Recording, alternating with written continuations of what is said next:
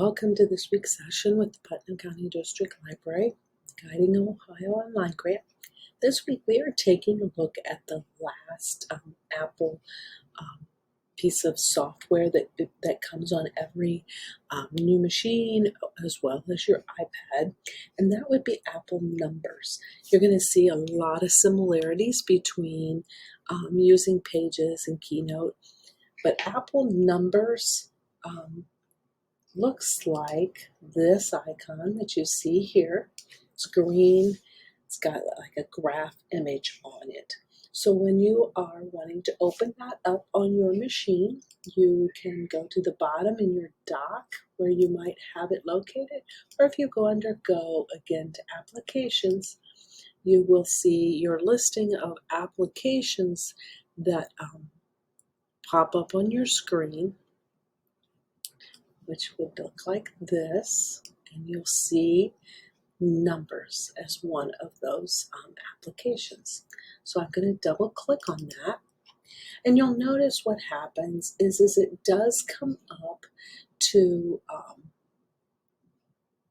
the different pieces of information on my screen, and notice here under Kind, Numbers is showing here because that is the most recent, but also notice up here where my menu options changed. So I can go here to File, New, or I can open Recent. And when I go to Open Recent, notice there's where my most recent Numbers Numbers document that I was working on is saved. So I'm just simply going to open up this one to start here.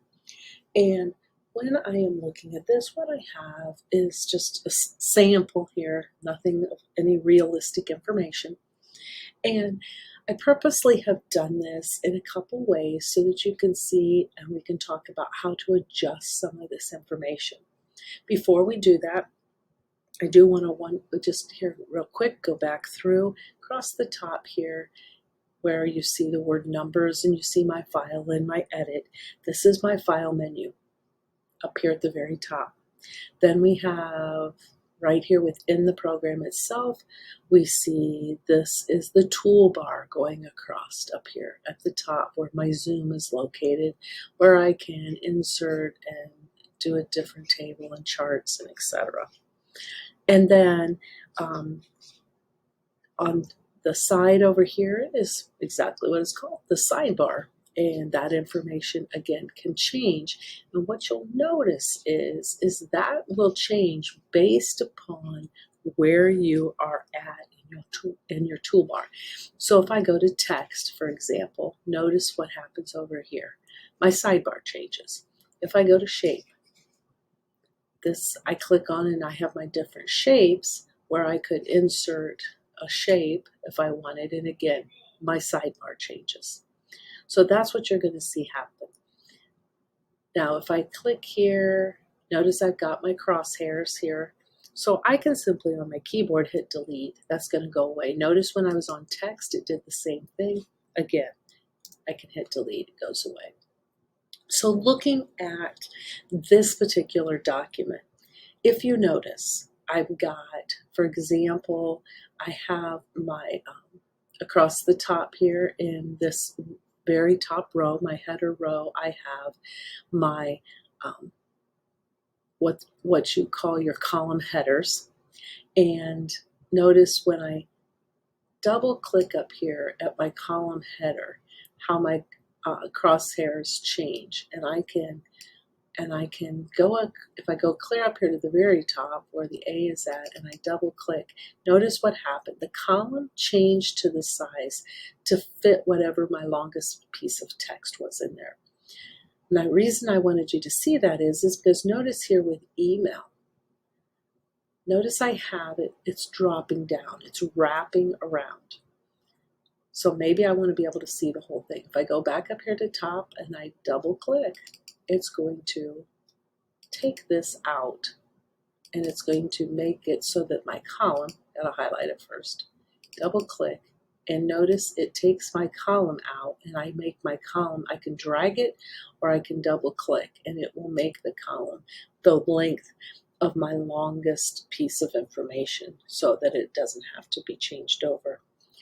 The other things I wanted you to see, I've got the word Ottawa. It's supposed to be Ottawa. Had a typo, so I just need to double click in there. Notice it did pop up with suggestions.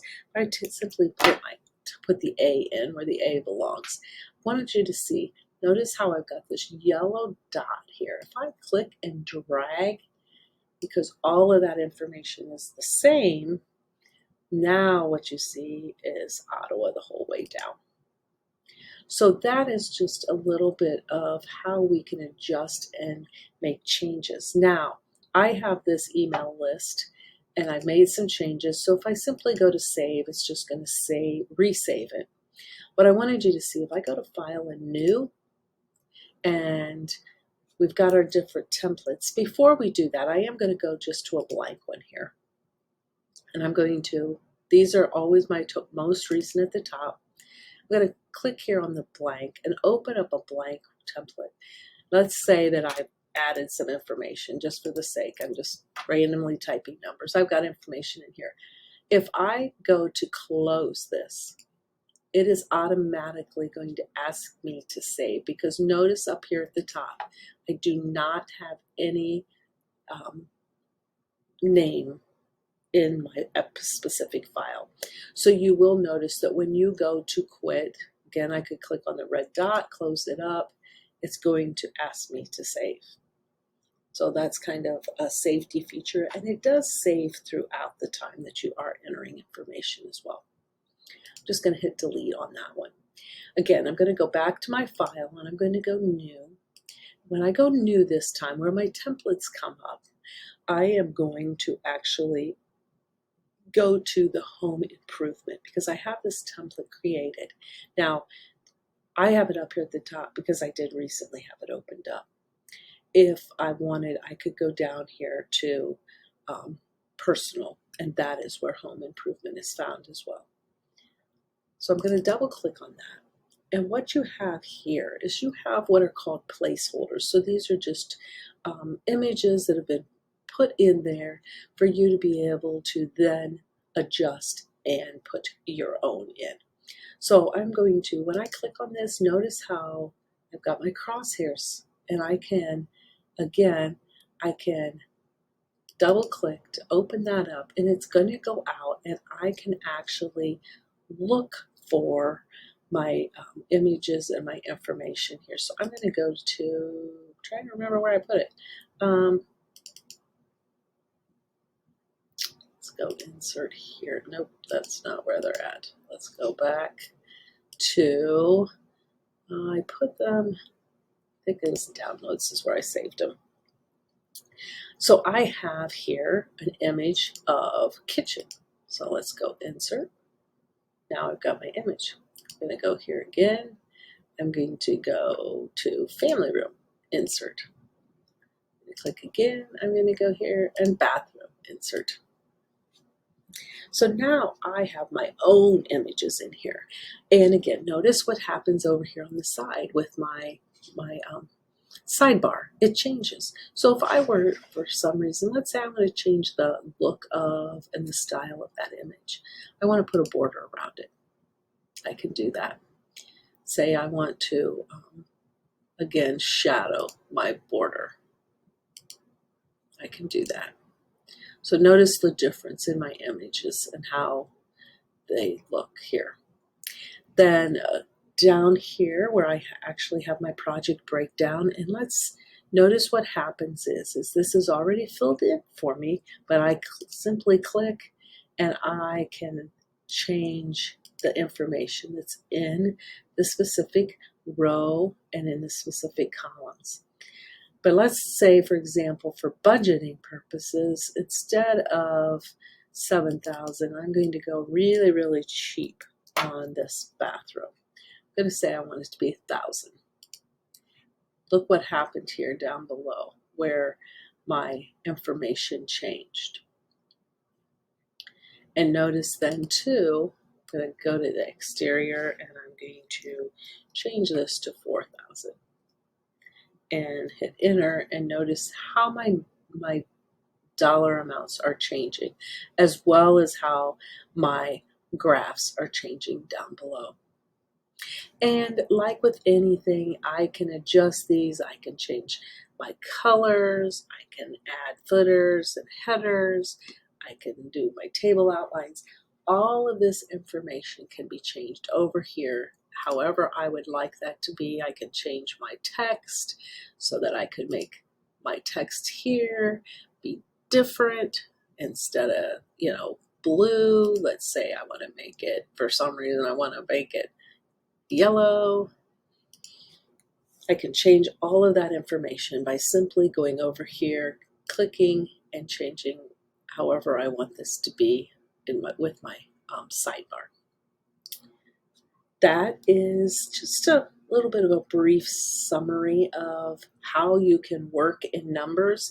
I do want one more thing as before we walk away from this today. Let's go here to save. So we save our information. This is where I would again title it. But let's say, for example, I want to save as a template, because let's say that I've got this, and maybe I have several different construction projects I'm working on, and for some reason I'm always going to be wanting to have this as my example. And I could go to save as a template, and if I add the template to the chooser, then I would now have this down here below in my specific templates. So I would always have these images, I would always have this title, and I could then always have this as a template. A lot of people do this, especially with if you're doing any type of invoicing or something like that, where they might want a template that they use because it's got their company name and their company information about an address and such. So that is where you would then save it. You would save it and make a template and then have it always available. So I simply would say create, and now I have that as my template. So that is Apple Numbers and how you can make this useful for business or for personal. I hope everyone has a fantastic week.